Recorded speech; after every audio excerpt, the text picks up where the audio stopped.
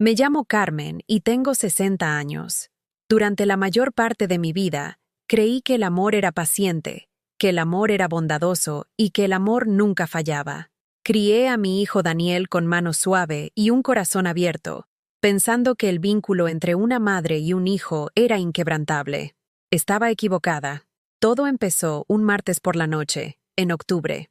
La lluvia golpeaba el cristal de la cocina como deditos que pidieran entrar, y yo estaba poniendo la mesa para nuestra cena familiar de la semana. Daniel había venido a estas cenas durante años, incluso después de independizarse, incluso después de empezar su carrera, incluso después de convertirse en el hombre de éxito que siempre soñé que sería. Estas cenas eran nuestra tradición, nuestro momento sagrado, nuestra forma de seguir conectados en un mundo que parecía separar a las familias. Pero aquella noche, algo era diferente. Daniel se sentó frente a mí con los hombros en tensión, evitando mi mirada, con el móvil boca abajo sobre la mesa como una barrera entre nosotros. Su novia, Sara, llevaba unos 6 meses en su vida, y yo me había esforzado mucho por acogerla, por ser la clase de suegra que me habría gustado tener de joven. No intentaba entrometerme, solo intentaba querer. «¿Qué tal está Sara?», pregunté, con la voz más suave que pude. Era una pregunta sencilla, de esas que hacen las madres porque se preocupan, porque quieren saber de las personas que importan a sus hijos. Estaba cortando un trozo del asado mientras hablaba, con las manos firmes y un tono casual. Creí que era un terreno seguro. El silencio que siguió fue tan denso que pareció que la mismísima muerte había entrado en el comedor. El tenedor de Daniel chocó contra su plato con un ruido que me hizo dar un respingo. Su rostro se contrajo en una expresión que nunca le había visto. No era ira, sino algo más frío, algo que me heló la sangre en las venas. Se levantó tan bruscamente que la silla arañó el parqué, un sonido agudo y acusador en la casa silenciosa. «No vuelvas a meterte en mis asuntos». Las palabras salieron disparadas como balas, y cada una encontró su blanco en mi pecho. Su voz fue tan alta que probablemente la oyeron los vecinos, tan dura que pareció resonar en las paredes mucho después de que terminara de hablar. Sentí que las manos me empezaban a temblar. El cuchillo que usaba para cortar el asado de repente me pareció pesado, ajeno, como si perteneciera a la cocina de otra persona. El corazón no solo se me rompió, se me hizo añicos, en pedazos tan pequeños que supe que nunca los encontraría todos. Este era mi Daniel, mi niño, el crío al que había acunado durante las tormentas, el adolescente al que había ayudado con los deberes hasta altas horas de la noche, el joven al que había vitoreado en cada graduación, en cada logro, en cada hito. Miré a los otros familiares que habían presenciado el momento, mi hermana Luisa, mi cuñado Tomás y sus hijas gemelas, que estaban de visita ese fin de semana. Ninguno dijo una palabra. Ninguno me miró con compasión, ni me puso una mano en el hombro, ni le dijo a Daniel que era inaceptable hablarle así a su madre. De repente, todos encontraron sus platos fascinantes. Su comida requería toda su atención, sus servilletas necesitaban un ajuste cuidadoso. El silencio se prolongó una eternidad, roto solo por el sonido de Daniel cogiendo su chaqueta y sus llaves, y el portazo al cerrar, que fue como el punto final de nuestra relación. Me quedé sentada en mi propio comedor, rodeada de gente que decía quererme, sintiéndome más sola que nunca en mi vida. Aquella noche, después de que todos se fueran y mientras fregaba los platos sola, con las manos aún temblorosas, repasé el momento una y otra vez en mi mente. ¿Qué había hecho mal? ¿Cómo una simple pregunta sobre su novia se había convertido en motivo para tanta crueldad? Yo había educado a Daniel para que fuera respetuoso, para que fuera amable, para que recordara que las palabras tienen poder y consecuencias. ¿En qué le había fallado? ¿En qué me había fallado a mí misma? Si disfrutas de las historias sobre emociones humanas reales y las complejas relaciones que dan forma a nuestras vidas, por favor, suscríbete a nuestro canal. Estamos trabajando para llegar a los 1000 suscriptores, y tu apoyo lo es todo para nosotros. Y, por favor, comenta abajo para decirnos desde qué ciudad nos estás viendo. Tu participación nos ayuda a compartir estas historias con más gente que necesita escucharlas. Pasé las 3 semanas siguientes esperando una disculpa que nunca llegó. Le envié a Daniel mensajes de texto que quedaron sin respuesta. Le dejé mensajes de voz que desaparecieron en el vacío digital. Incluso pasé una vez con el coche por su edificio, no para acosarlo ni montar una escena, sino solo para ver si su coche estaba allí, solo para saber que estaba bien, solo para sentir alguna conexión con el hijo que se había convertido en un extraño de la noche a la mañana. La casa se sentía diferente sin él. Cada rincón guardaba recuerdos de la vida que habíamos construido juntos. El rincón de lectura donde le enseñé a amar los libros, la cocina donde me ayudaba a hacer galletas para el mercadillo del colegio, el salón donde veíamos películas los viernes por la noche cuando otros chicos de su edad andaban por ahí haciendo trastadas. Me había sentido tan orgullosa de nuestra cercanía, tan agradecida de haber logrado criar a un buen hombre a pesar de haberlo hecho casi sola después de que su padre nos dejara cuando Daniel solo tenía 3 años. Ahora, esos recuerdos parecían acusaciones, pruebas de un amor que, al parecer, siempre había sido unilateral. Las semanas que siguieron fueron como ver un accidente de coche a cámara lenta que no podía detener. Cada día descubría nuevas formas en que Daniel me estaba eliminando deliberadamente de su vida, cada rechazo más calculado y doloroso que el anterior. Me enteré de su ascenso en el banco por mi vecina, la señora López, a quien se lo había contado su hija, que trabajaba en el mismo edificio, un ascenso que yo habría celebrado con él, un éxito que me habría enorgullecido tanto compartir. En cambio, me enteré de los logros de mi propio hijo como una extraña que oye un cotilleo en el supermercado. La revelación me golpeó como un puñetazo.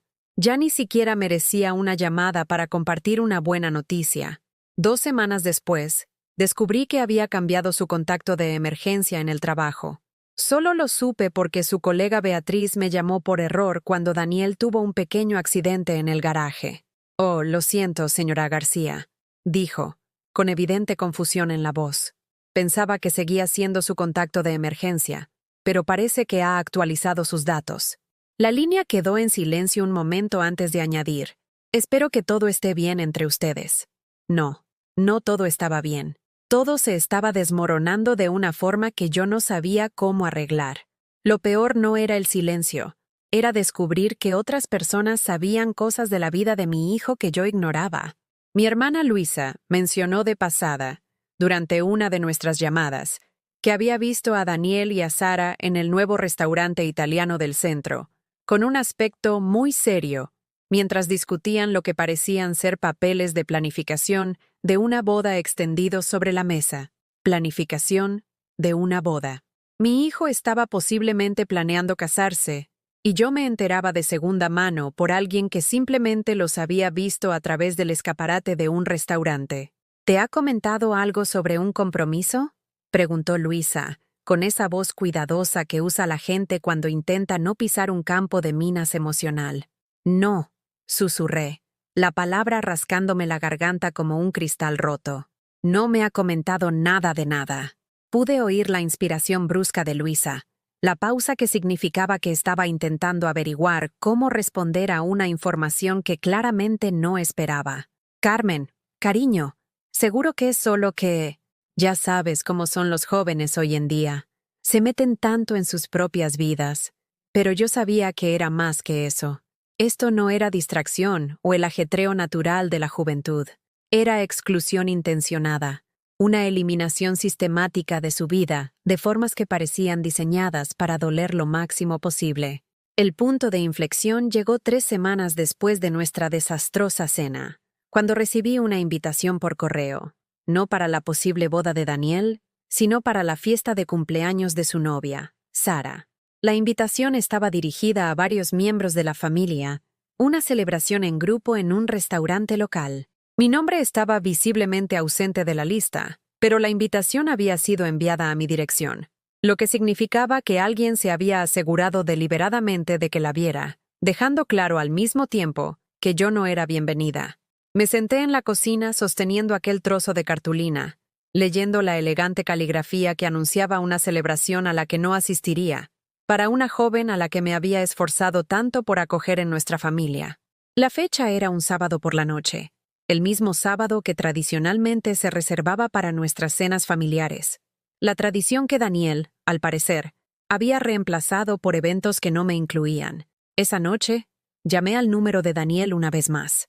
Había ensayado lo que quería decir, practicado mantener la voz calmada y no conflictiva. Solo quería entender qué había hecho mal. Quería saber cómo arreglar lo que se había roto entre nosotros. El teléfono sonó una vez antes de saltar directamente al buzón de voz. No el buzón de voz de alguien cuyo teléfono estaba ocupado o apagado. El desvío inmediato que significaba que mi número había sido bloqueado. Mi propio hijo había bloqueado mi número de teléfono. Dejé el móvil sobre la encimera de la cocina y miré alrededor de la casa donde lo había criado, donde tanto había sacrificado para darle el tipo de infancia que yo nunca tuve. Las paredes estaban cubiertas de fotografías que relataban su crecimiento de bebé a hombre, primeros pasos, primer día de colegio, graduación del instituto, fin de carrera. En cada foto, yo estaba a su lado, apoyándolo, celebrándolo, queriéndolo incondicionalmente. Ahora, esas fotografías parecían piezas de un museo dedicado a una relación que ya no existía, pruebas de un amor que, al parecer, siempre había sido unilateral. El aislamiento ya no era solo por Daniel. Otros miembros de la familia empezaron a tratarme de forma diferente, como si lo que fuera que yo había hecho para enfadar a mi hijo pudiera ser contagioso. Las conversaciones en las reuniones familiares se volvieron forzadas e incómodas, y la gente cambiaba de tema cada vez que salía el nombre de Daniel, como si mencionarlo en mi presencia fuera de alguna manera inapropiado o incómodo. Mi cuñado Tomás, que siempre había sido amable y hablador, ahora evitaba el contacto visual y encontraba excusas para estar ocupado cada vez que intentaba hablar con él. Luisa todavía me llamaba con regularidad, pero nuestras conversaciones se sentían tensas, cuidadosamente editadas para evitar temas que pudieran ser dolorosos o controvertidos. Empecé a preguntarme si pensaban que merecía este trato, si creían que debía haber hecho algo terrible para justificar el comportamiento de Daniel. Quizá pensaban que yo era el tipo de madre que había sido demasiado dependiente, demasiado exigente, demasiado invasiva. Quizá veían su rechazo hacia mí como una independencia que llegaba tarde, en lugar de un abandono cruel. Lo peor fue la duda que empezó a invadir mi mente durante las largas y silenciosas noches a solas. ¿Había estado demasiado involucrada en su vida? ¿Se había vuelto mi amor sofocante en lugar de un apoyo? ¿No me había dado cuenta de que mis preguntas cariñosas se percibían como una intromisión en lugar de interés? Empecé a cuestionar cada interacción que habíamos tenido durante el último año, analizando conversaciones en busca de señales que podría haber pasado por alto, momentos en los que podría haber cruzado límites que no sabía que existían. Pero por mucho que examinaba nuestra historia, no podía encontrar nada que justificara este nivel de frialdad, esta ruptura total de nuestra relación. Lo que aún no entendía era que el comportamiento de Daniel no tenía nada que ver conmigo, y todo que ver con una vergüenza que arrastraba, un secreto que guardaba, y un futuro que intentaba construir a expensas del pasado que lo había formado. Pero la comprensión llegaría más tarde.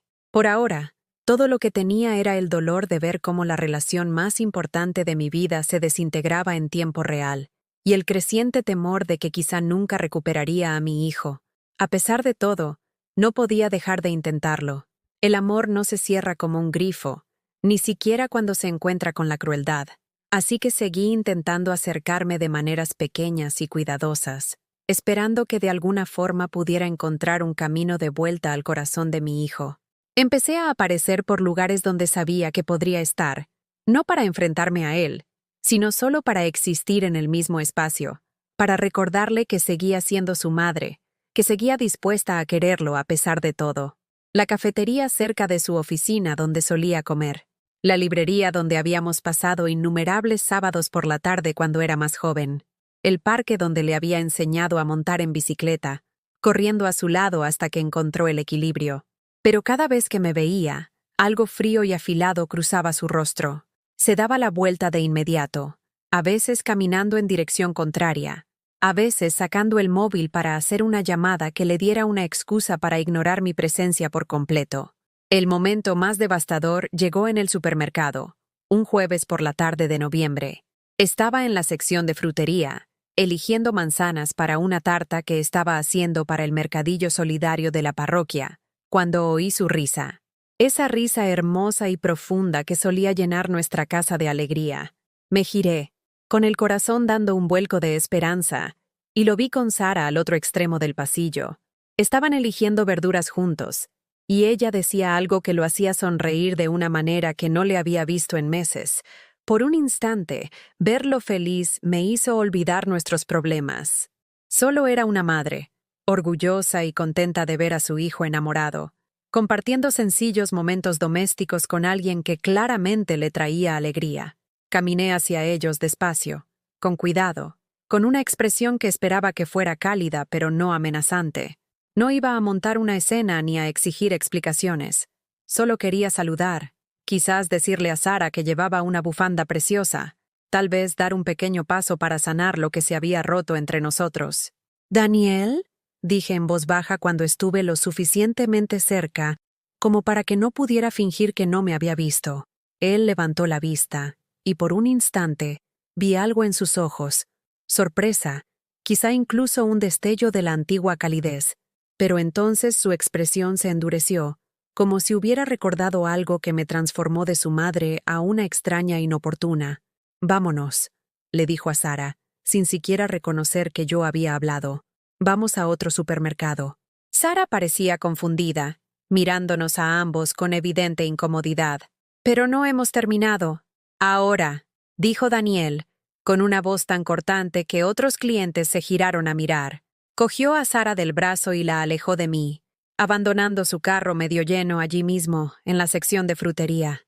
Me quedé helada entre el expositor de manzanas y las verduras de hoja verde, viendo a mi hijo huir de mí, como si yo fuera una especie de amenaza.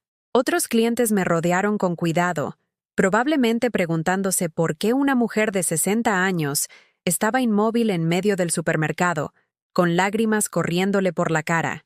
Esa noche, hice algo que no había hecho desde que Daniel era un niño pequeño con miedo a los monstruos debajo de la cama.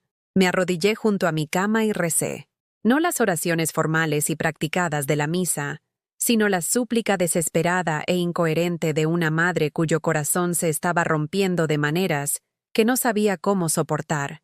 «Por favor», susurré en la oscuridad de mi habitación. «Por favor, ayúdame a entender qué hice mal. Por favor, ayúdame a encontrar el camino de vuelta a mi hijo.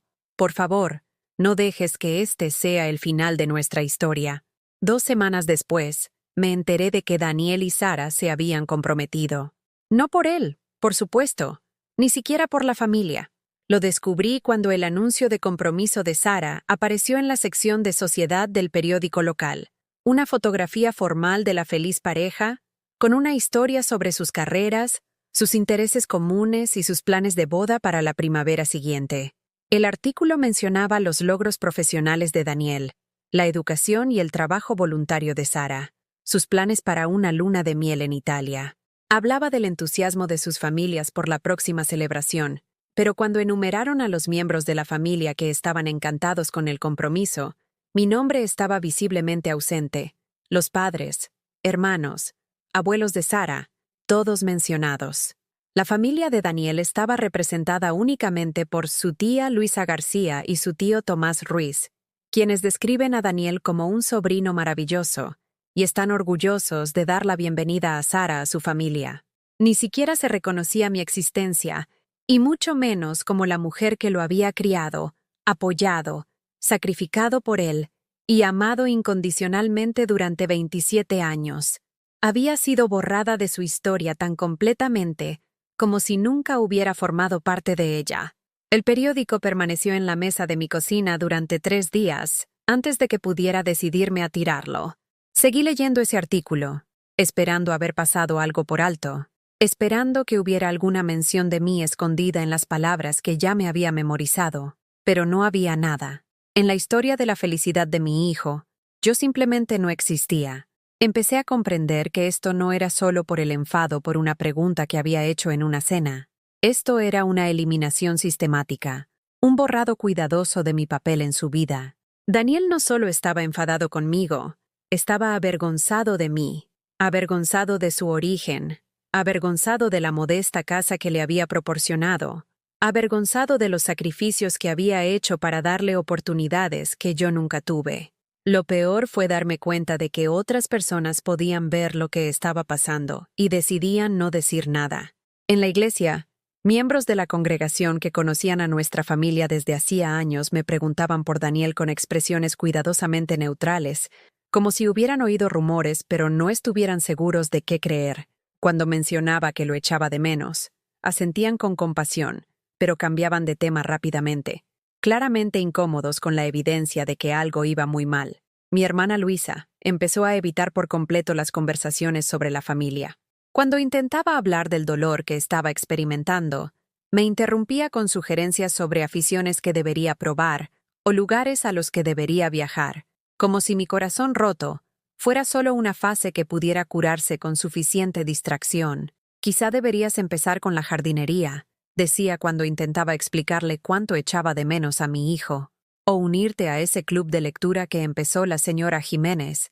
Necesitas centrarte en tu propia vida ahora. Pero Daniel no era solo una parte de mi vida, era el centro de ella, el propósito que había dado sentido a todo lo que había hecho durante los últimos 27 años. Sugerir que simplemente me centrara en otras cosas era como sugerir que dejara de respirar y me dedicara a la natación. El aislamiento era total ahora. Existía en un extraño limbo donde seguía siendo la madre de Daniel en mi corazón. Todavía llevaba todo el amor, la preocupación y el orgullo que habían definido mi identidad durante décadas, pero no tenía forma de expresar esos sentimientos, ninguna conexión con la persona que los había hecho necesarios en primer lugar. Era invisible en mi propia historia, un fantasma que rondaba los márgenes de una vida que había ayudado a crear, pero que ya no era bienvenida a presenciar. Y lo peor era que todavía lo amaba. A pesar de todo, a pesar de la crueldad, la frialdad y el borrado sistemático de nuestra relación, todavía amaba a mi hijo con la misma intensidad feroz y protectora que sentí la primera vez que lo sostuve en mis brazos. Ese amor se estaba convirtiendo en mi prisión, atándome a alguien que había decidido que ya no era digna de su tiempo o consideración. Pero no sabía cómo dejar de amarlo. No sabía cómo protegerme del dolor diario de preocuparme por alguien que aparentemente despreciaba mi mera existencia. Solo sabía que algo tenía que cambiar. No podía seguir viviendo en este estado de constante rechazo y desamor para siempre. Pero no tenía ni idea de que el cambio ya estaba en camino, de formas que nunca podría haber imaginado. Para diciembre, había dejado de intentarlo. La fuerza para luchar se me había escapado como el aire de un globo pinchado, dejándome desinflada y vacía de una manera que nunca antes había experimentado. Empecé a entender lo que la gente quería decir cuando hablaba de morir de un corazón roto, no la muerte dramática y repentina de las películas, sino la erosión lenta y agotadora de todo lo que hacía que la vida valiera la pena. Dejé de mirar el móvil en busca de mensajes que nunca llegarían. Dejé de pasar con el coche por lugares donde podría ver a Daniel. Dejé de preguntar a los familiares si habían sabido de él. La esperanza que me había sostenido a través de meses de rechazo finalmente se marchitó y murió, dejando atrás algo que se sentía como aceptación, pero que en realidad era solo agotamiento. Mi casa, que una vez había estado llena de la calidez de las cenas familiares y las celebraciones navideñas, se convirtió en un museo de recuerdos que ya no podía soportar revisitar. Guardé en cajas las fotografías que nos mostraban a Daniel y a mí juntos, no porque estuviera enfadada, sino porque mirarlas dolía demasiado. Los rostros felices de esas imágenes pertenecían a personas que ya no existían, una madre y un hijo, que habían sido reemplazados por extraños que vivían vidas separadas y desconectadas. Se acercaba la Navidad, y por primera vez en 27 años, no la pasaría con mi hijo. La tradición que habíamos mantenido durante su infancia, su adolescencia, sus años universitarios y los primeros años de su independencia, había desaparecido, como si nunca hubiera importado. Me senté en la mesa de la cocina una mañana gris de mediados de diciembre, mirando la felicitación de Navidad que había escrito para Daniel y Sara. Había pasado una hora componiéndola, tratando de encontrar palabras que fueran cálidas pero no desesperadas, cariñosas pero no intrusivas. Había escrito sobre la esperanza de que fueran felices, sobre desearles lo mejor en su nueva vida juntos, sobre echarlos de menos a ambos. Pero al leerla por 10ª vez, me di cuenta de lo patética que sonaba. Aquí estaba yo, mendigando migajas de atención de personas que habían dejado claro que no querían saber nada de mí. Me aferraba a la fantasía de que en algún lugar dentro del cruel extraño en que se había convertido mi hijo, todavía quedaba un rastro del niño que solía ayudarme a decorar nuestro árbol de Navidad, que solía dejar galletas para Papá Noel y notas agradeciéndome por hacer la Navidad especial.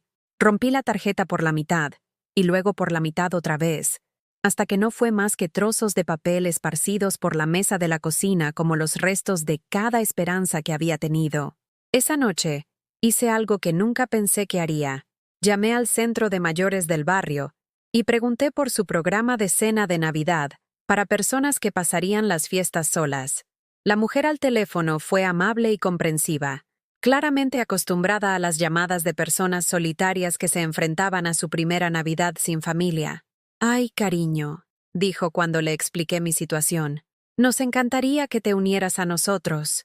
Somos más de los que crees, gente cuyas familias han seguido adelante. No estarás sola. Seguido adelante». Qué forma tan delicada de describir el abandono. Qué eufemismo tan educado para el tipo de rechazo que dejaba a mujeres de 60 años apuntándose a cenas de caridad, porque sus propios hijos no soportaban compartir una comida con ellas. La semana antes de Navidad, estaba limpiando la antigua habitación de Daniel, finalmente lista para convertirla en algo útil, un cuarto de costura o un despacho en lugar de un santuario para una relación que ya no existía. En el fondo de su armario, detrás de viejos papeles del colegio y libros de texto olvidados, encontré una caja de zapatos que nunca había visto. Dentro había cartas que le había escrito durante su primer año de universidad, cuando echaba de menos su casa y le costaba adaptarse a la vida lejos. Cartas en las que lo animaba a ser valiente, le recordaba lo orgullosa que estaba de sus logros, le contaba noticias de casa que pensaba que le harían sonreír. Cada carta estaba cuidadosamente doblada y conservada, guardada a buen recaudo en esta caja escondida durante años. También había fotografías, fotos de nosotros juntos que aparentemente había atesorado lo suficiente como para mantenerlas en privado, separadas de los álbumes familiares de abajo, fotos de su graduación del instituto, del día en que consiguió su primer trabajo, de momentos tranquilos en los que solo éramos nosotros dos compartiendo bromas o celebrando pequeñas victorias. En el fondo de la caja había una tarjeta del Día de la Madre de hacía 3 años, la última que me había dado antes de que todo cambiara. Dentro, con su letra cuidadosa, había palabras que ahora parecían pertenecer a otra vida. «Mamá, gracias por sacrificarlo todo para darme la mejor vida posible. Sé que no lo digo lo suficiente, pero eres la persona más fuerte y cariñosa que conozco. Espero que algún día pueda ser la mitad de buen padre de lo que tú has sido para mí. Con todo mi amor, Daniel».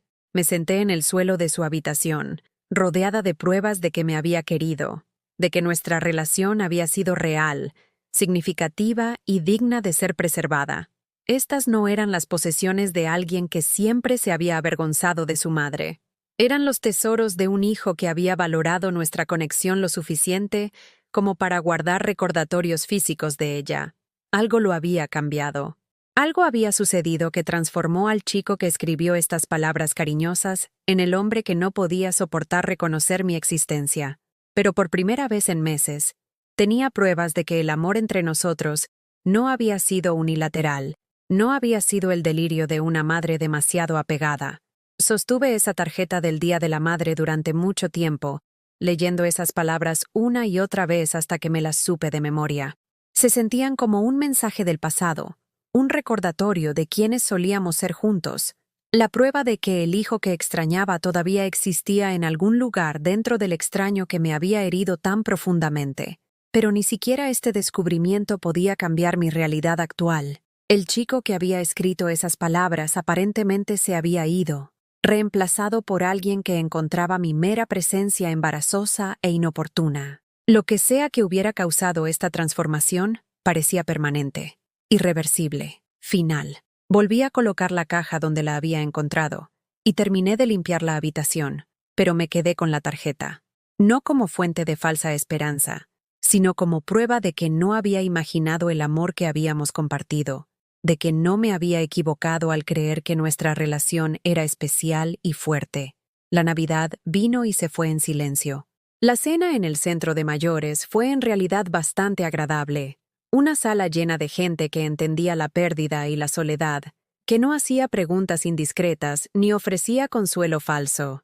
Compartimos historias y reímos juntos, y durante unas horas me sentí menos sola de lo que me había sentido en meses.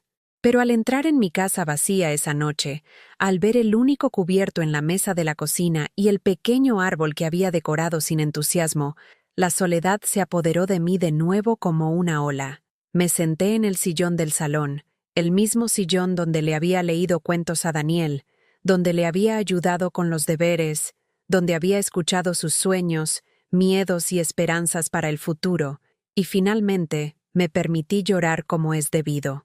No las lágrimas de rabia por el rechazo, o las lágrimas desesperadas de esperanza, sino las lágrimas profundas y purificadoras de la aceptación.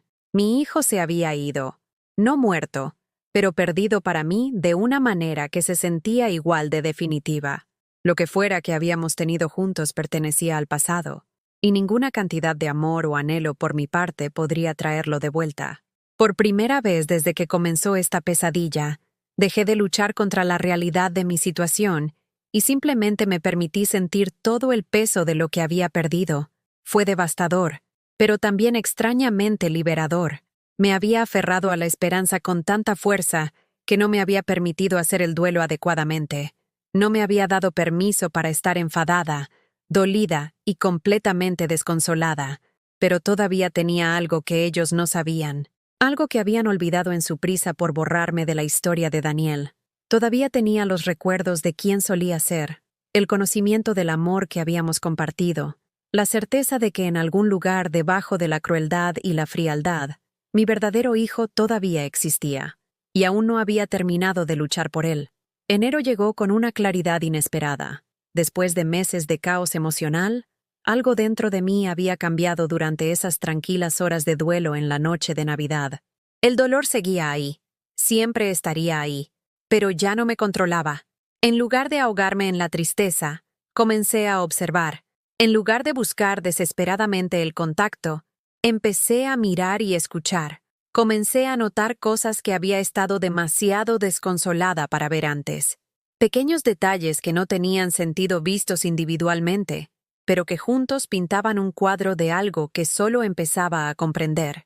Como la forma en que la voz de Daniel había sonado diferente durante esos últimos meses, antes de que nuestra relación explotara. No solo enfadada o distante, sino forzada, como si se esforzara mucho por ser alguien que no era.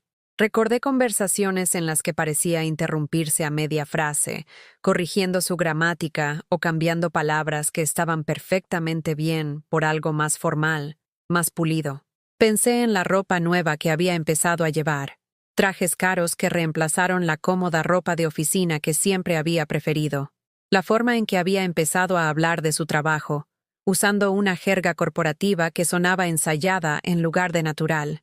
Los sutiles cambios en su postura, sus gestos, incluso la forma en que sostenía su taza de café, como si estuviera interpretando un papel en lugar de simplemente ser él mismo. Y lo que es más revelador, recordé la forma en que había empezado a hablar de nuestra historia familiar, donde antes hablaba con orgullo de cómo habíamos superado juntos los malos tiempos, de cómo habíamos construido una buena vida a pesar de mis modestos ingresos y la ausencia de su padre, había empezado a parecer incómodo cuando surgían esos temas. Cambiaba de tema rápidamente o hacía vagas referencias a diferentes prioridades y a mirar hacia adelante. La mujer de la biblioteca donde había trabajado durante 30 años, Teresa, me ayudó a ver lo que me había estado perdiendo. Estábamos tomando un café una tarde a finales de enero cuando mencionó haber visto a Daniel en un restaurante de lujo del centro, el tipo de lugar con aparcacoches y precios que harían desmayarse a una bibliotecaria jubilada. Parecía nervioso, dijo pensativamente. removiendo su café con la cuidadosa consideración de alguien que ha pasado décadas observando el comportamiento humano, no un nerviosismo feliz, como alguien en una cita romántica. Más bien, un nerviosismo de actuación, como si estuviera tratando de impresionar a alguien y no estuviera seguro de estar consiguiéndolo. ¿Viste con quién estaba?, pregunté, aunque ya sospechaba la respuesta. Una mujer joven, muy elegante, de aspecto muy caro, y una pareja mayor que parecían ser sus padres por el parecido. Teresa hizo una pausa, estudiando mi rostro con atención. Carmen, ¿conoces a la familia de esta novia?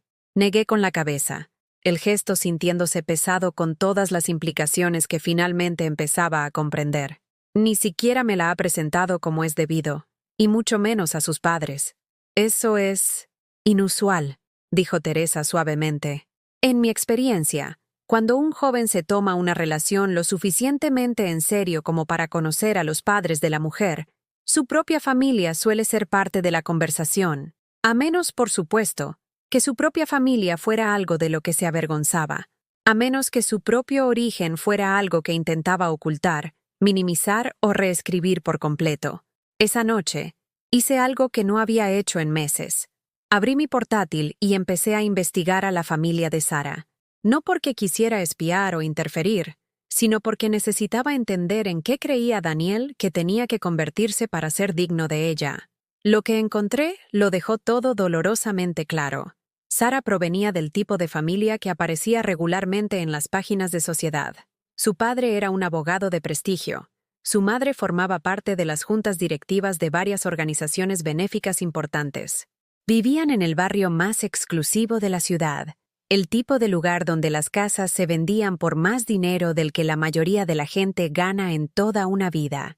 Sus perfiles en redes sociales mostraban un estilo de vida de eventos en el club de campo, vacaciones exóticas y la elegancia natural que proviene de generaciones de riqueza heredada y posición social. Mirando las fotos de su familia, pude ver lo que Daniel veía, un mundo de privilegio y refinamiento que era todo lo que nuestro modesto origen de clase trabajadora no era. En sus salones perfectamente decorados y sus jardines diseñados por profesionales, nuestra pequeña casa con sus muebles de segunda mano y su presupuesto ajustado parecería increíblemente humilde, quizás incluso vergonzosa. Pero más que eso, empecé a entender la presión que Daniel debió sentir para reinventarse y encajar en este mundo. Sara no era solo una novia, era un pasaporte a una vida que, al parecer, había decidido que quería más que la vida que realmente había vivido. Pensé en todos los sacrificios que había hecho para darle oportunidades, trabajando turnos extra en la biblioteca para pagar sus gastos universitarios, comprando mi ropa en tiendas de segunda mano para que él pudiera tener ropa nueva para eventos importantes, conduciendo mi viejo Honda durante años más de lo práctico para que él pudiera tener un coche fiable durante el instituto y la universidad. Esos sacrificios, que había hecho con amor y orgullo, aparentemente se habían convertido en fuentes de vergüenza para él. Cada recordatorio de las modestas circunstancias en las que había crecido era ahora una prueba de un pasado del que quería escapar, un origen que necesitaba superar en lugar de honrar. El chico que una vez escribió, «Gracias por sacrificarlo todo para darme la mejor vida posible», aparentemente había decidido que esos sacrificios eran en realidad la prueba de que su infancia había sido inadecuada, que yo había sido una madre inadecuada. Pero entender sus motivaciones no hacía que su comportamiento fuera aceptable. Si acaso, lo empeoraba. No solo me estaba rechazando a mí, estaba rechazando los valores que le había enseñado, el carácter que había intentado inculcarle, la integridad que había guiado cada decisión que había tomado al criarlo. Sentada en la mesa de mi cocina con el portátil abierto, rodeada de pruebas de la riqueza y el estatus de la familia de Sara, sentí algo que no había experimentado en meses. No tristeza, ni desesperación, ni confusión, sino rabia. Una rabia limpia, aguda y clarificadora que atravesó la niebla de dolor en la que había estado viviendo. No rabia hacia Sara o su familia. Ellos no habían hecho nada malo, excepto existir en un estrato social que aparentemente había convencido a mi hijo de que necesitaba avergonzarse de sus orígenes. sino rabia hacia Daniel, por elegir el arribismo social por encima de la lealtad familiar, por decidir que el estatus externo era más importante que los valores internos que realmente definen el carácter, y rabia hacia mí misma, por permitir que su rechazo me convenciera de que yo era de alguna manera deficiente, que la vida que había construido y el amor que había dado no eran suficientes, no eran dignos de respeto y aprecio. Cerré el portátil y fui al espejo del baño, mirándome de verdad por primera vez en meses. Vi a una mujer de 60 años con el pelo canoso y arrugas de expresión, vistiendo un cómodo jersey que había tenido durante años, y un rostro que mostraba el desgaste de trabajar duro y amar profundamente. Esta era quien yo era. Una mujer que había criado a un buen hombre en circunstancias difíciles, que había trabajado honradamente durante 30 años, que había amado generosamente y se había sacrificado voluntariamente por las personas que le importaban. Si Daniel se avergonzaba de esa mujer, si pensaba que necesitaba ser escondida para proteger sus ambiciones sociales, entonces el problema no era mío. El problema era suyo. Por primera vez desde que comenzó esta pesadilla, no era yo quien necesitaba cambiar, disculparse o desaparecer. No era yo quien había olvidado lo que importaba, quien había perdido de vista cómo era el amor verdadero, quien había elegido el estatus por encima de la sustancia. Ya no era tristeza, no era desesperación, ni esperanza, ni dolor. Era decisión. Las semanas que siguieron a mi despertar fueron diferentes. Me movía por mis días con un propósito silencioso que no había sentido en meses, pero no era la energía desesperada de alguien que intenta arreglar lo que está roto. Era la calma firme y metódica de alguien que finalmente había entendido la verdadera naturaleza del problema y se estaba preparando para abordarlo adecuadamente. Empecé a escribir, no cartas a Daniel que quedarían sin respuesta, no súplicas de comprensión que caerían en oídos sordos, sino algo completamente diferente. Escribí cada recuerdo que tenía de haberlo criado, cada sacrificio que había hecho, cada lección que había intentado enseñarle sobre el carácter, la integridad y la diferencia entre tener clase y tener dinero. Escribí sobre la noche en que tuvo una intoxicación alimentaria del comedor del colegio cuando tenía 8 años, y me quedé despierta poniéndole un paño frío en la frente, susurrándole historias para distraerlo de su malestar. Escribí sobre la vez que llegó a casa llorando porque unos niños se habían burlado de sus zapatillas de segunda mano, y cómo pasamos la tarde decorándolas con rotuladores para tela, hasta que fueron completamente únicas e infinitamente más interesantes que cualquier cosa que el dinero pudiera comprar. Escribí sobre la graduación del instituto, cuando me abrazó tan fuerte después de la ceremonia, y dijo: «Mamá, sé que no fue fácil criarme solo, pero hiciste un trabajo genial. Estoy orgulloso de ser tu hijo». Escribí sobre el día en que consiguió su primer trabajo de verdad, como me llamó desde el aparcamiento de la oficina, tan emocionado que apenas podía hablar, agradeciéndome por enseñarle la ética de trabajo que había impresionado a sus nuevos jefes. Pero también escribí sobre los cambios que había observado en los últimos años, la forma en que había empezado a corregir mi gramática en público, como si mi educación perfectamente adecuada y décadas de trabajo en una biblioteca no fueran suficientes para sus nuevos estándares, la forma en que había empezado a poner excusas para que yo no pudiera asistir a eventos de trabajo o sociales, siempre con razones plausibles que se sentían menos como protección y más como exclusión. Escribí sobre la vez que me sugirió que quizá debería actualizar mi vestuario antes de conocer a su jefe, como si la ropa profesional que había usado durante 30 años fuera de alguna manera inadecuada para una presentación informal. Escribí sobre cómo había dejado de traer amigos a casa, dejado de hablar de su infancia con orgullo, dejado de mencionar nuestras tradiciones familiares, como si fueran fuentes de alegría en lugar de vergüenza. El acto de escribir lo clarificó todo. Podía ver la cronología de su transformación, la erosión gradual de sus valores a medida que había comenzado a priorizar el estatus social sobre la integridad personal. Más importante aún, podía ver que esto no se trataba de que yo fuera insuficiente, se trataba de que él había perdido de vista lo que realmente importaba. Mientras documentaba nuestra historia, Algo inesperado estaba sucediendo en el mundo de Daniel. Pequeñas grietas comenzaban a aparecer en la fachada perfecta que había estado tratando de mantener. Me enteré de esto a través de Teresa, quien lo escuchó de su hija, que trabajaba en el edificio de Daniel. Al parecer, había habido algún tipo de incidente en la oficina donde pillaron a Daniel exagerando sus antecedentes para impresionar a los clientes. Nada ilegal, pero profesionalmente vergonzoso. Historias sobre conexiones familiares que no tenía, experiencias educativas que habían sido adornadas, credenciales sociales que no coincidían del todo con la realidad. Sara fue a la oficina después. Me contó Teresa durante uno de nuestros cafés. Mi hija dijo que parecía preocupada, no enfadada, exactamente, sino como alguien que empieza a preguntarse qué más podría no ser exactamente como parece. No sentí ninguna satisfacción con esta noticia, ningún sentimiento de vindicación o de «te lo dije». Si acaso, sentí pena por Daniel, imaginando la presión bajo la que debía estar para actuar constantemente, para ser siempre algo distinto a su auténtico yo. Vivir una mentira era agotador. Y finalmente, las mentiras tienen una forma de alcanzar a las personas que las cuentan. Pero también sentí algo más. Una creciente certeza de que la verdad saldría a la luz tarde o temprano, con o sin mi intervención. Daniel estaba construyendo su nueva vida sobre cimientos de arena, y tarde o temprano, esos cimientos se moverían. A mediados de febrero, tomé una decisión que me sorprendió incluso a mí. Compré una tarjeta preciosa, no uno de los mensajes desesperados y suplicantes que había escrito antes, sino algo simple y elegante.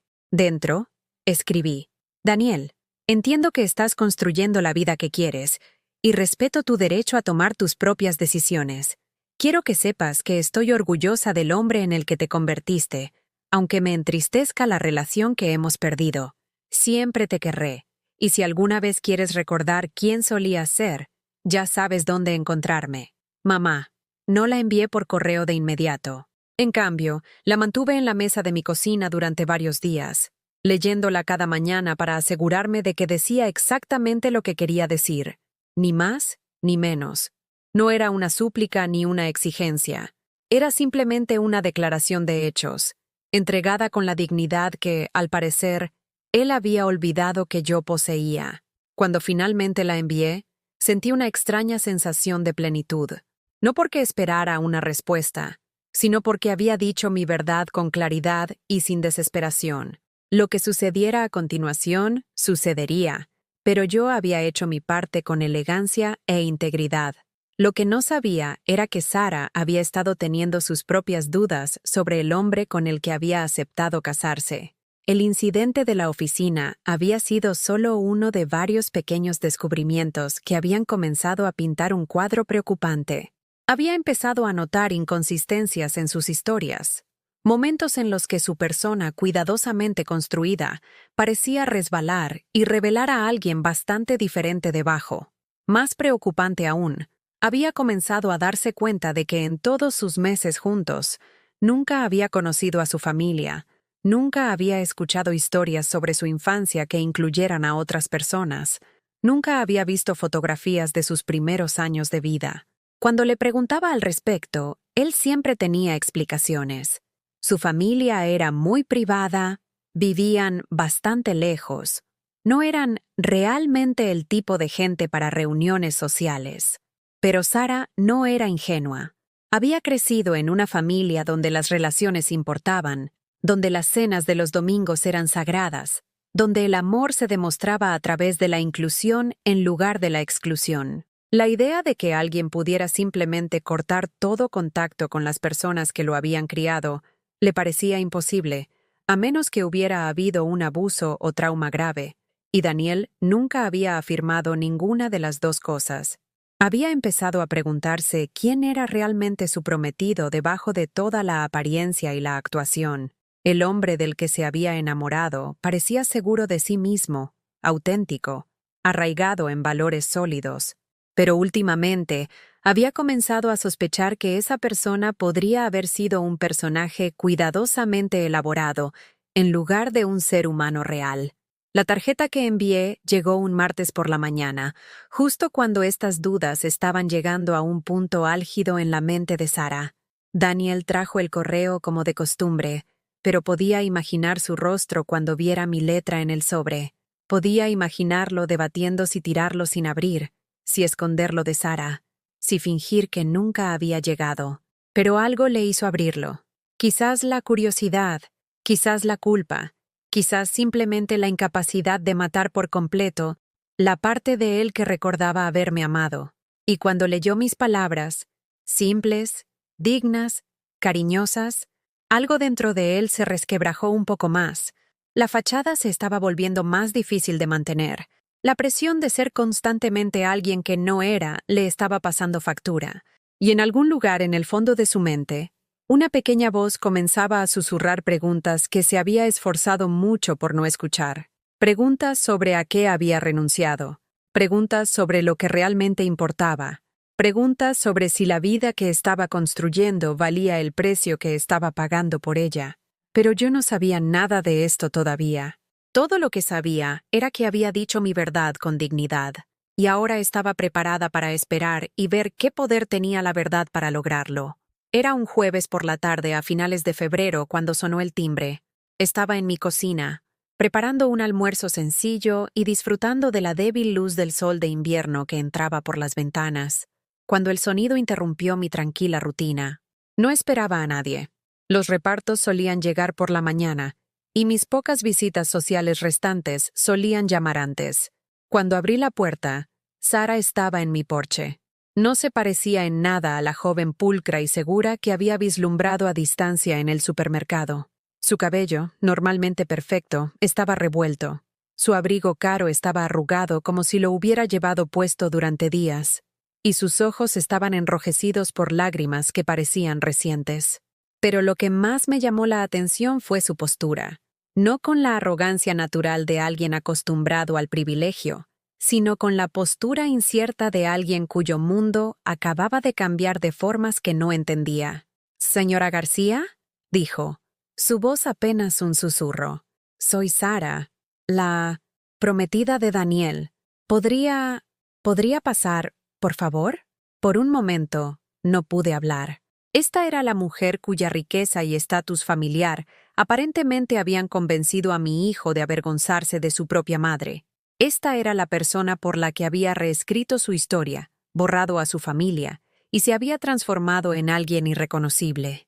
La había imaginado como fría, calculadora, alguien que exigiría que su prometido viniera del tipo correcto de origen. En cambio, vi a una joven que parecía perdida y desconsolada, de pie en mi puerta en evidente angustia. «Por supuesto», dije, haciéndome a un lado para dejarla entrar. «Por favor, pasa. ¿Te preparo un té?». Asintió agradecida, siguiéndome a la cocina donde había pasado innumerables horas alimentando a mi hijo, ayudándole con los deberes, escuchando sus sueños y miedos. Si notó que la casa era modesta, que los muebles eran cómodos en lugar de caros, que todo hablaba de un presupuesto ajustado en lugar de una afluencia casual, no lo demostró. Simplemente se sentó a la mesa de mi cocina y se echó a llorar. No las lágrimas bonitas y delicadas de alguien preocupado por su apariencia, sino los sollozos profundos y desgarradores de alguien cuyo corazón se estaba rompiendo en tiempo real. Le preparé un té y esperé, de la misma manera que había aprendido a esperar con Daniel cuando estaba disgustado, dándole tiempo para encontrar sus palabras sin presión ni juicio. «No sé a dónde más ir», dijo finalmente, aceptando la taza que le ofrecí con manos temblorosas.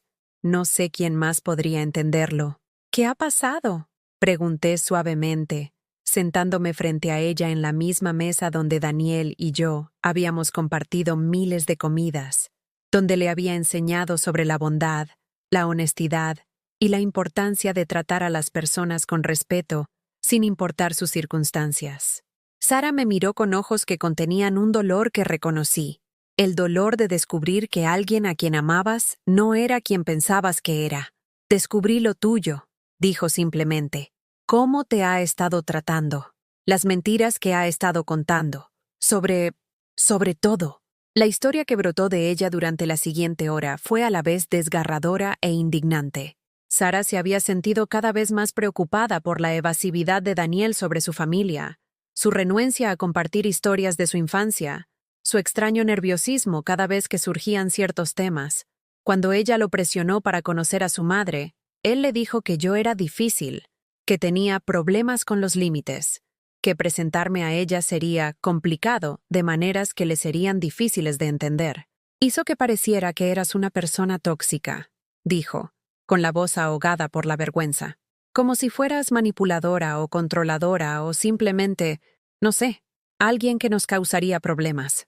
Pero la propia madre de Sara la había educado para creer que las relaciones familiares importaban, que el amor significaba inclusión en lugar de exclusión. Cuanto más evitaba Daniel el tema, más se preocupaba ella. Finalmente, hacía 2 días, había hecho lo que yo había hecho. Investigó los antecedentes de Daniel, tratando de entender qué estaba tan decidido a ocultar. Lo que encontró fue el artículo del periódico sobre mi jubilación de la biblioteca, con una fotografía y una breve historia sobre mis 30 años de servicio a la comunidad. El artículo mencionaba a mi hijo Daniel con evidente orgullo, describiéndolo como un joven profesional de éxito que atribuye a la dedicación de su madre a la educación la inspiración de sus propios logros profesionales. «Parecías tan normal», dijo Sara, con la voz quebrada de nuevo, tan amable y orgullosa, como una madre normal que quería a su hijo. No podía entender por qué se avergonzaba tanto de ti. Así que lo confrontó directamente, mostrándole el artículo y exigiéndole saber por qué había estado mintiendo sobre su familia. El enfrentamiento había sido devastador. Ante la evidencia innegable, Daniel finalmente le contó la verdad, no toda la verdad, pero lo suficiente como para hacer añicos la imagen que había estado tratando de mantener.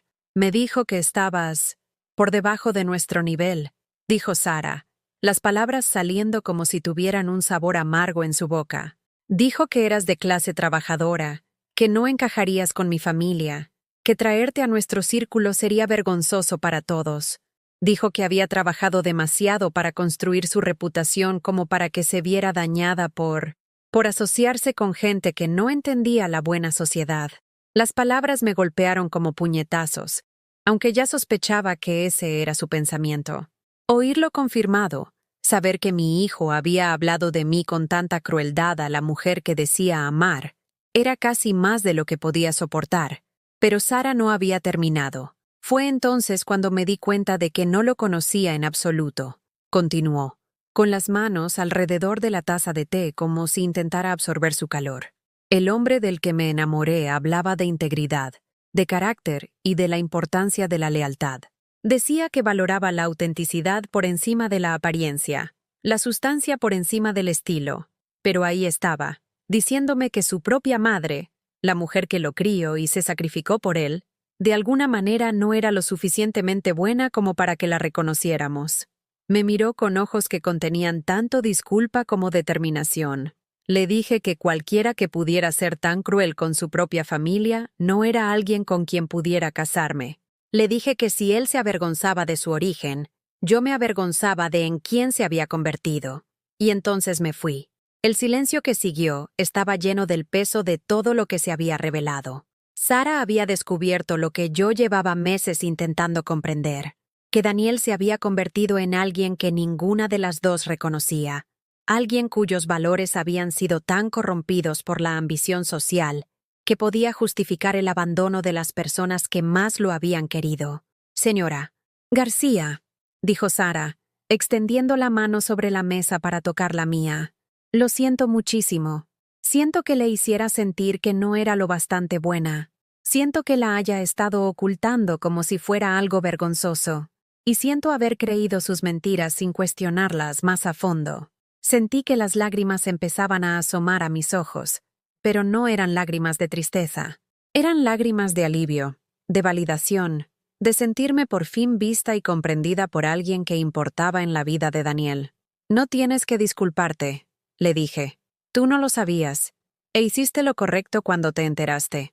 No sé qué hacer ahora», admitió. «Lo quiero, o quiero a quien yo pensaba que era. pero no puedo estar con alguien que trata a su familia como él la ha tratado a usted. Mis padres me enseñaron que la forma en que alguien trata a su familia es como acabará tratándote a ti. ¡Qué padres más listos!, pensé. Mucho más que la madre que había estado tan desesperada por mantener una conexión con su hijo que había permitido que la trataran como un secreto vergonzoso. ¿Qué quieres hacer?, le pregunté.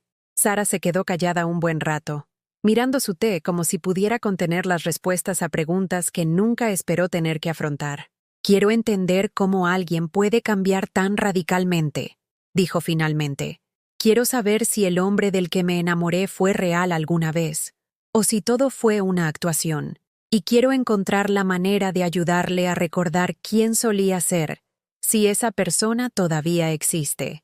Me miró con una expresión que me recordó a Daniel cuando era joven, e intentaba resolver un problema que parecía demasiado grande para él.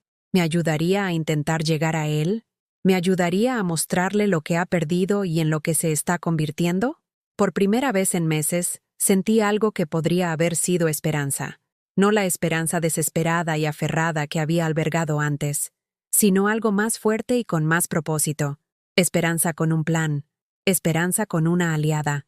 Esperanza con el poder de crear un cambio real. Sí, dije. Te ayudaré. Pero vamos a hacerlo bien. Vamos a mostrarle exactamente quién solía ser y exactamente en quién se ha convertido. Y luego le dejaremos elegir qué persona quiere ser en el futuro. El día en que todo cambió por fin había llegado, pero no estaba cambiando de la manera que yo esperaba. Era mejor. Sara y yo pasamos los 3 días siguientes planeando, no tramando una venganza ni diseñando una humillación, sino considerando cuidadosamente cómo llegar a lo que quedara del hijo que yo había criado bajo el extraño en que se había convertido.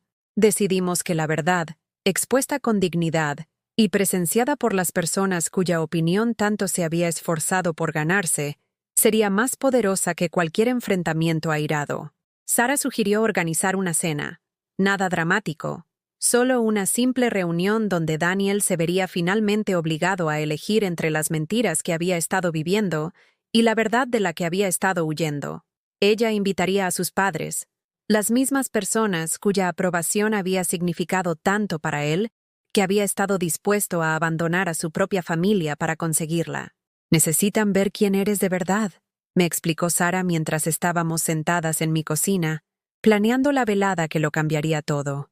Necesitan entender que la mujer que su potencial yerno ha estado ocultando es alguien a quien realmente respetarían y admirarían. La ironía no se nos escapó a ninguna de las dos. Daniel había estado tan convencido de que yo lo avergonzaría delante de la familia de Sara que nunca había considerado la posibilidad de que su propio comportamiento fuera la verdadera fuente de vergüenza. El sábado por la noche, Sara llamó a Daniel y le dijo que sus padres querían cenar con él en mi casa. Lo presentó como una sorpresa que ella había organizado, un gesto de reconciliación tras su reciente discusión. No mintió sobre dónde iban a cenar, pero tampoco ofreció información sobre quién sería la anfitriona. «Confía en mí», le dijo por teléfono mientras yo escuchaba desde la cocina. «Esta cena es importante para nuestra relación. Si quieres que tengamos un futuro juntos, tienes que venir».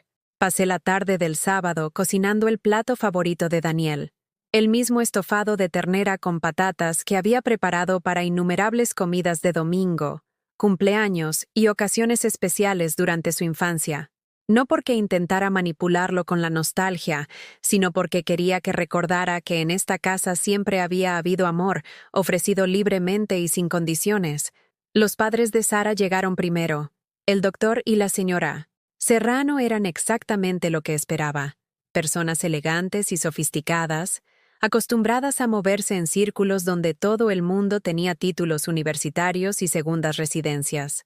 Pero también eran amables, curiosos y sorprendentemente sencillos, una vez que se relajaron lo suficiente como para ser ellos mismos. «Su casa es encantadora», dijo la señora Serrano, admirando las fotografías en la repisa de la chimenea, fotos de Daniel a lo largo de su infancia, pruebas de una vida llena de amor, atención y orgullo. «Sara nos ha hablado mucho de usted. Estamos encantados de conocer por fin a la mujer que crió a un joven tan maravilloso». Sentí una pequeña punzada de ironía ante sus palabras, pero simplemente sonreí y les ofrecí un vino mientras esperábamos a que llegara Daniel. Cuando su coche aparcó en la entrada de mi casa 20 minutos después, observé por la ventana cómo se quedaba inmóvil durante varios largos instantes, mirando mi casa, como si no pudiera creer dónde estaba. Sara le había dicho que iban a cenar en familia, y ver el coche de los padres de ella en mi entrada aparentemente había confirmado sus peores temores sobre lo que implicaría la velada. Sonó el timbre y abrí para encontrar a mi hijo de pie en el porche donde había jugado de niño, donde le había hecho fotos antes de cada fiesta del instituto y cada graduación, donde me había abrazado para despedirse cada vez que se iba a la universidad o a viajes de trabajo importantes. Parecía mayor de sus 27 años, desgastado por el esfuerzo de mantener una imagen que no le encajaba de forma natural. Su traje caro estaba perfectamente entallado, su pelo peinado por un profesional, sus zapatos pulidos hasta brillar como un espejo, pero sus ojos reflejaban un cansancio que hablaba de noches sin dormir y de una vigilancia constante, el agotamiento de alguien que nunca podía relajarse del todo, porque la relajación podría permitir que su verdadero yo saliera a la luz. «Hola, Daniel», dije en voz baja, haciéndome a un lado para dejarle entrar en la casa donde se había criado. Entró a regañadientes, su mirada recorriendo el entorno familiar que probablemente le parecía más pequeño y modesto de lo que recordaba. Podía ver cómo catalogaba los detalles, los muebles de segunda mano que yo había mantenido con esmero, las fotos familiares que una vez atesoró, la decoración sencilla que reflejaba amor en lugar de riqueza. Pero antes de que pudiera decir nada, Sara apareció en el pasillo, seguida de sus padres. «Daniel», dijo el doctor, Serrano cálidamente, acercándose con la mano extendida. «Sara nos ha dicho que cenamos con tu madre. Estamos encantados de conocerla por fin». Observé el rostro de Daniel mientras la realidad de la situación se asentaba sobre él. Estaba atrapado entre sus mentiras cuidadosamente construidas y una verdad ineludible. Los padres de su novia, las personas cuya aprobación había significado todo para él, estaban en la casa de su infancia, sonriendo a la mujer a la que se había avergonzado de reconocer. «Señora García», dijo la señora Serrano, dirigiéndose a mí con genuina calidez. «Sara mencionó que crió a Daniel sola. ¡Qué logro tan notable! Debe estar muy orgullosa del hombre en el que se ha convertido». El silencio que siguió fue ensordecedor. Daniel se quedó helado en mi pasillo, incapaz de responder sin revelar su crueldad hacia mí o sus mentiras hacia ellos. Durante meses, había estado tejiendo una narrativa en la que yo era el problema, en la que mi presencia en su vida era algo que debía gestionarse u ocultarse. Ahora se enfrentaba a la realidad de que las personas a las que había querido impresionar en realidad consideraban mi existencia admirable en lugar de vergonzosa. «¿Nos sentamos a cenar?», dije amablemente, guiando a todos hacia el comedor donde la mesa estaba puesta con la vajilla de mi abuela. No era cara, pero era hermosa en su sencillez y valiosa por los recuerdos ligados a cada pieza. La cena que siguió fue diferente a todo lo que cualquiera de nosotros había esperado. El doctor y la señora Serrano, liberados de sus roles sociales formales, resultaron ser excelentes conversadores que querían saber de verdad sobre mi vida, mi trabajo, mis experiencias criando a Daniel. Hicieron preguntas reflexivas sobre mi carrera en la biblioteca, sobre los desafíos de ser madre soltera, sobre la implicación en la comunidad que había moldeado tanto mi vida como la educación de Daniel. «Debe tener historias maravillosas sobre la infancia de Daniel», dijo la señora Serrano, cortando su estofado con evidente disfrute. «Sara, ¿no te recuerda esto a la cocina de tu abuela? A veces, las mejores comidas son las que se hacen con amor en lugar de con ingredientes caros». Me encontré compartiendo recuerdos de los que no había hablado en meses. Historias sobre la curiosidad de Daniel de niño, su determinación por destacar en los estudios, su amabilidad con los vecinos mayores y los niños más pequeños. Historias que pintaban el retrato de un chico criado con valores sólidos, al que se le enseñó a trabajar duro y a tratar a los demás con respeto sin importar sus circunstancias. Con cada historia, veía a Daniel hundirse más en su silla, su rostro palideciendo a medida que se daba cuenta de lo que los padres de su novia estaban aprendiendo sobre él. No la versión edulcorada de su infancia que aparentemente había estado presentando, sino la historia real de un chico de clase trabajadora, cuya madre lo había sacrificado todo para darle oportunidades que ella nunca tuvo. Parece que hizo un trabajo extraordinario con recursos muy limitados, dijo el doctor Serrano, levantando su copa de vino en un pequeño brindis. Los valores que inculcó en Daniel son exactamente las cualidades que nos impresionaron de él cuando Sara nos lo presentó. De hecho, dijo Sara en voz baja, dejando el tenedor y mirando directamente a Daniel, hay algo que tengo que deciros. La habitación quedó en silencio. Daniel parecía un hombre enfrentándose a su ejecución, mientras que los padres de Sara esperaban con la atención educada de quienes presienten que algo importante está a punto de ser revelado. Daniel nos ha estado diciendo que su familia era difícil, que su madre tenía problemas con los límites y que no sería apropiado incluirla en nuestro círculo social. Hizo que pareciera que mantener una relación con ella sería problemático para nuestro futuro juntos. El tenedor de la señora Serrano se detuvo a medio camino de su boca. El doctor Serrano dejó su copa de vino con cuidadosa precisión. La temperatura de la habitación pareció bajar varios grados, mientras las implicaciones de las palabras de Sara calaban. «Perdone», dijo el doctor. Serrano lentamente, su voz conteniendo la ira controlada de un hombre que valoraba la honestidad por encima de todo. ¿Está diciendo que se ha avergonzado de su madre? ¿Que la ha estado excluyendo deliberadamente de su vida porque pensaba que le avergonzaría? Daniel abrió la boca, pero no salieron palabras. ¿Cómo podía explicar que la mujer sentada a la cabecera de la mesa, la mujer que acababa de servirles una comida deliciosa en un hogar lleno de amor y recuerdos, era la misma persona que había descrito como demasiado problemática para reconocer? Daniel, dije suavemente, mi voz sin rastro de la ira o el dolor que había llevado durante tantos meses. ¿Te gustaría contarles la verdadera razón por la que me has estado evitando? Me miró con algo que podría haber sido alivio mezclado con terror. Finalmente, el peso de mantener sus mentiras se había vuelto más pesado que el miedo a decir la verdad. Estaba avergonzado, susurró, las palabras apenas audibles. No de ti, sino de mi origen, de ser de clase trabajadora, de tener una madre que compra en tiendas de segunda mano y conduce un coche viejo, y no sabe qué vino servir o qué decir en fiestas elegantes. La confesión quedó suspendida en el aire como una presencia física, fea e innegable. Estaba avergonzado, repitió lentamente la señora Serrano, de una mujer que trabajó durante 30 años para mantenerte, que te crió para ser el tipo de hombre que acogimos en nuestra familia, que claramente te quiere más que a nada en el mundo. Pensé, continuó Daniel, con la voz quebrada, pensé que me juzgaríais si supierais la verdad sobre mis antecedentes. Pensé que tenía que ser alguien diferente para ser digno de vuestra familia. El doctor Serrano se reclinó en su silla, estudiando a Daniel con la mirada analítica de alguien que reevalúa todo lo que creía saber sobre una persona.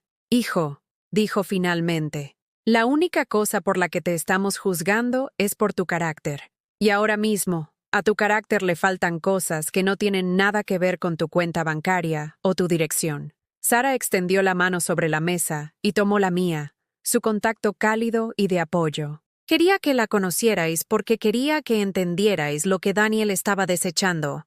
Quería que vierais que el problema no era su familia, sino sus valores. La señora Serrano miró a su hija con evidente orgullo. Sara, tenías toda la razón al traernos aquí. Señora García, le debo una disculpa en nombre de nuestra familia. Si de alguna manera le dimos a Daniel la impresión de que lo juzgaríamos por su origen en lugar de por su carácter, entonces hemos fallado en representar nuestros verdaderos valores. No lo hicieron, le aseguré.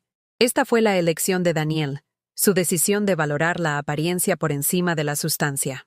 Por primera vez desde que comenzó esta pesadilla, me sentí completamente reivindicada. No por la ira o la venganza, sino por la verdad. Estas personas, las mismas cuya aprobación Daniel había anhelado, le estaban mostrando exactamente cómo es la verdadera clase. No tenía nada que ver con el dinero o el estatus, Y todo que ver con tratar a las personas con dignidad y respeto. Daniel estaba llorando ahora. No las lágrimas de rabia de la frustración, sino las lágrimas profundas y purificadoras de alguien que finalmente había dejado de huir de sí mismo. «Mamá», dijo, su voz apenas un susurro. «Lo siento mucho. Olvidé quién me hizo ser quien soy. Olvidé lo que de verdad importa. Elegí valorar las cosas equivocadas y herí a la persona que más me quería. Miré a mi hijo, lo miré de verdad, y vi más allá de la ropa cara y la apariencia cuidadosamente estudiada al niño que había criado, al joven que una vez escribió que estaba orgulloso de ser mi hijo. Todavía estaba allí, debajo de toda la actuación y la pretensión. Nunca dejé de quererte», le dije simplemente. «Y nunca dejé de esperar a que recordaras quién eres de verdad». La habitación estaba en silencio, excepto por el sonido del llanto de Daniel y el suave tintineo de los cubiertos, mientras los padres de Sara continuaban su cena, dándonos la privacidad que necesitábamos para este momento de ajuste de cuentas. «¿Puedes perdonarme?», preguntó Daniel, su voz pequeña y rota. «¿Podemos encontrar el camino de vuelta a quienes solíamos ser?» Extendí la mano sobre la mesa y tomé la suya, la misma mano que había sostenido cuando estaba aprendiendo a caminar, cuando estaba nervioso por empezar el colegio, cuando estaba orgulloso de logros tanto pequeños como grandes. «No podemos volver atrás», dije suavemente, «pero podemos seguir adelante si estás dispuesto a recordar lo que te enseñé sobre lo que de verdad importa en la vida». El doctor Serrano carraspeó suavemente. «Si me lo permiten», dijo, «me gustaría proponer un brindis». Levantó su copa de vino, y el resto de nosotros hicimos lo mismo. Por la señora García, que crió a un hijo con valores lo suficientemente sólidos como para encontrar el camino de vuelta a ellos cuando más importaba. Y por Sara, que tuvo el coraje de exigir la verdad incluso cuando era difícil de escuchar. Mientras nuestras copas se tocaban, sentí algo que no había experimentado en casi un año: paz. No la esperanza desesperada a la que me había aferrado durante tantos meses, sino la profunda satisfacción de ver que se hacía justicia a través de la verdad, en lugar de la venganza. Daniel tendría que ganarse de nuevo mi confianza, reconstruir nuestra relación con acciones en lugar de palabras. Pero había dado el primer paso al elegir la honestidad sobre la actuación, la sustancia sobre el estilo, la familia sobre el estatus. Y yo también había aprendido algo valioso. Había aprendido que mi valor no dependía de que mi hijo me reconociera, y que mi dignidad no podía ser arrebatada por la vergüenza de otra persona. Era exactamente quien siempre había sido, una mujer que había amado bien, trabajado duro y criado a su hijo con valores que, a pesar de una confusión temporal, habían demostrado ser lo suficientemente fuertes como para guiarlo de vuelta a casa.